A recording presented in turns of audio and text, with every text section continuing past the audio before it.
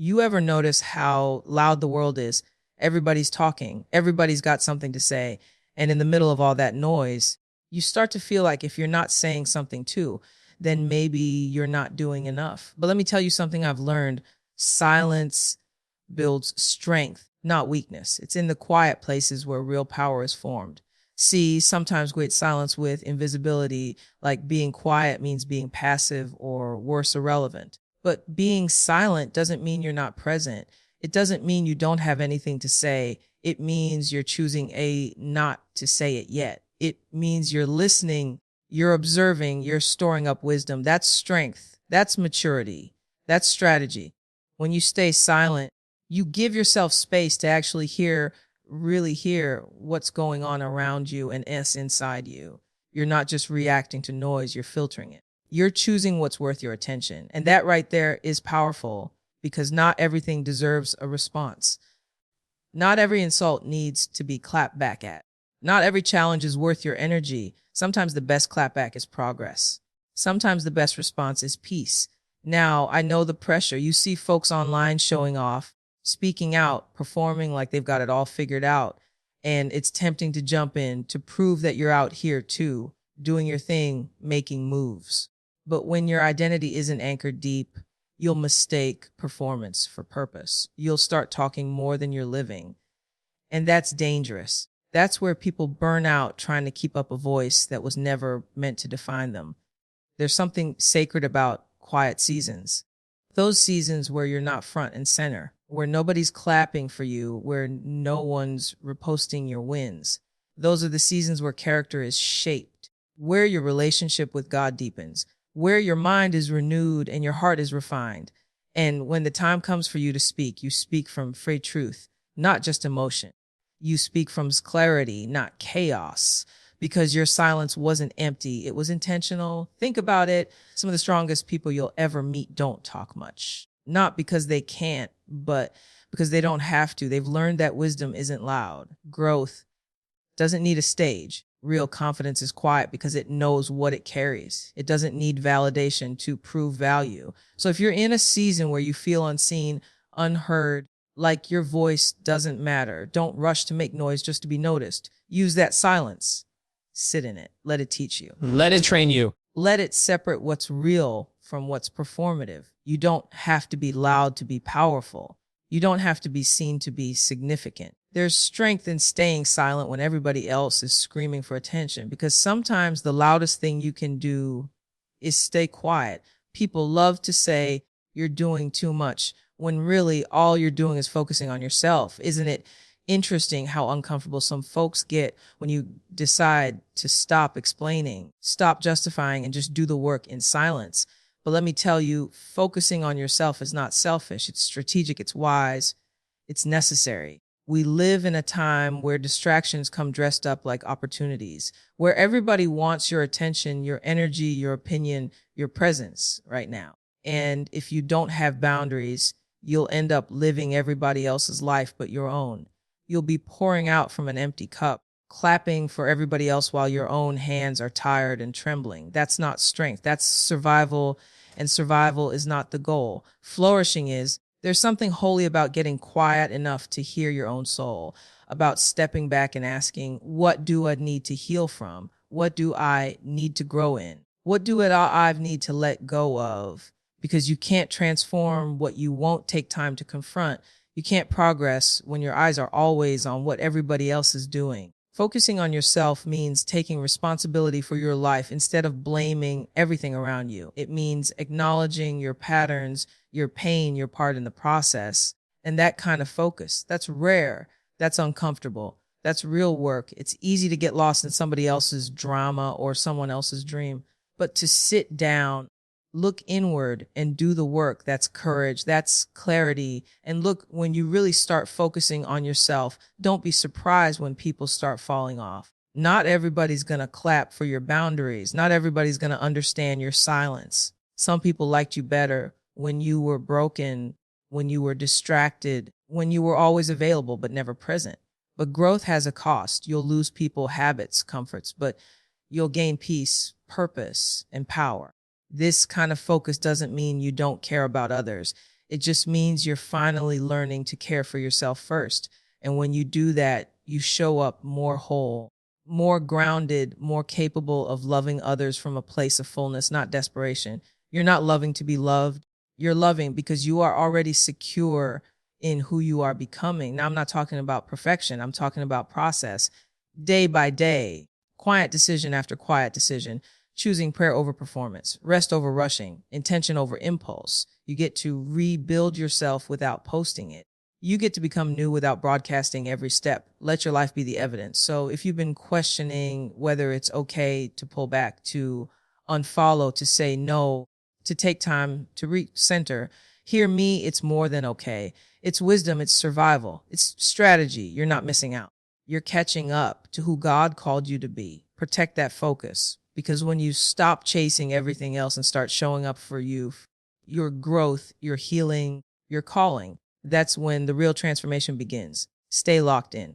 We live in a culture that worships visibility. If it's not posted, it didn't happen. If it's not shared, it must not be real. But let me tell you something I've come to understand deeply.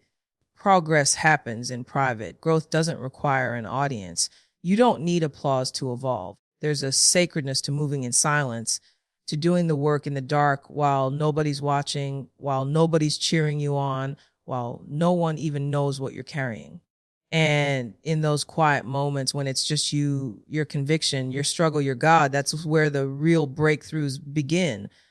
Because when you're not performing, you're actually transforming. See, private progress is the kind that lasts. Anybody can look polished for a post. Anybody can show up with the right words, the right filter, the right timing. But you can't fake fruit.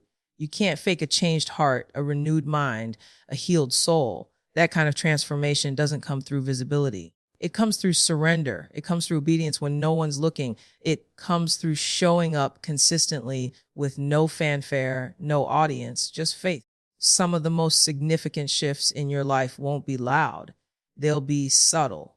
You'll start saying no to things that used to tempt you. You'll stop chasing validation from people who never saw you clearly. You'll find joy in places you once ignored. And it'll all happen before anybody else even notices. And that's okay. That's good. Because when the foundation is built in private, the fruit that grows in public won't be shaken when the storms come. But let's be honest, it's hard, right? It's hard to stay committed when no one sees the effort. When you're praying in secret, studying, healing, forgiving, rebuilding, and there's no pat on the back, no likes, no recognition. It's tempting to want to prove something, to let people know you're out here doing the work. But that's when you've got to remember who you're doing it for. This isn't about them. It never was. It's about becoming who you were always meant to be. Whether anyone else claps for it or not, we've got to stop measuring our progress by public metrics. You might not have the platform, the followers, the applause, but if you've got peace where there used to be chaos, that's progress. If you've got discipline where there used to be dysfunction, that's progress. If you've got forgiveness where there used to be bitterness, baby, that's major progress. Don't discount what's growing just because it hasn't bloomed for the world to see. There's a kind of power that comes from knowing your worth without needing to advertise it, a kind of quiet confidence that says, I'm not who I used to be, and I don't need you to see the process for it to be real. You're not doing this for them.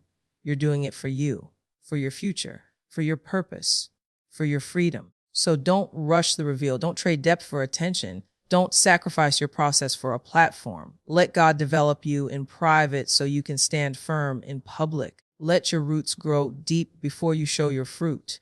Because when the time comes, and trust me, your life will speak for itself. Keep working, keep growing, keep going. Even if nobody sees it yet, one thing I've learned is that not everybody needs access to your vision. Not everybody deserves a front row seat to what God is doing in your life. And if you're not careful, you'll start handing out backstage passes to people who only came to critique, not to support. That's why staying silent, especially in the early stages of what you're building, isn't just wise, it's protective.